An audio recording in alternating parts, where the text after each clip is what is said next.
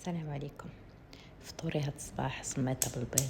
عرفتوا حتى نتوما في الجهه ديالكم كتاكلوها او لا. على اي في المنطقه الشرقيه بركان والنواحي وحتى وجده هاد الاكله معروفه عندنا من زمان.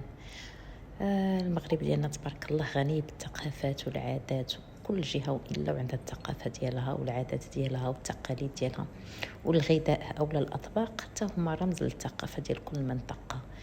كل منطقه كتشهر بشي اكلات مختلفه اللي ربما في مناطق اخرى كتجيهم غريبه، ولكن في ديك المنطقه كتكون شي حاجه عاديه.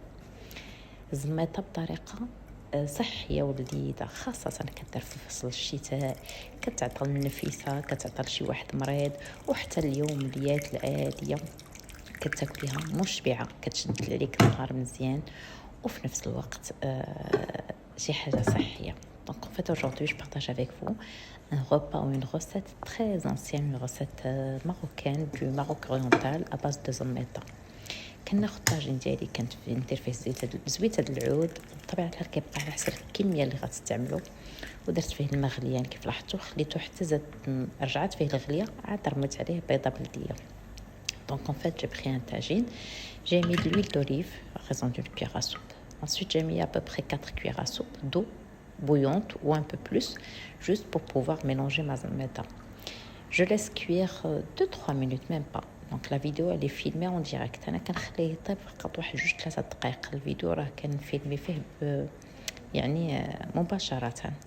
صافي، وكنضيف داك الساعات دقيق الزميطه اللي عندي. انا درت 2 معلقات كبار، وكيف قلت لكم على حسب القياس اللي غادي نوجد انا. دونك جي اجوتي 2 cuillères à soupe de زميطه ou de poudre zmeta. En fait, c'est la quantité que je vais utiliser. Je mélange sur feu très doux. كنبدا نحرك على النار اللي تكون مهيله. ردوا البال انا هنا راه قريب نحرقوا، نسيت العافيه مجهده.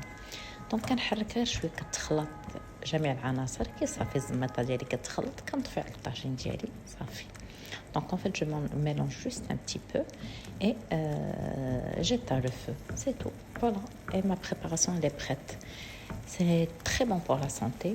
J'avais déjà partagé avec vous la recette de la zmeta, je vais vous la laisser dans la description, je vais vous laisser le lien en fait.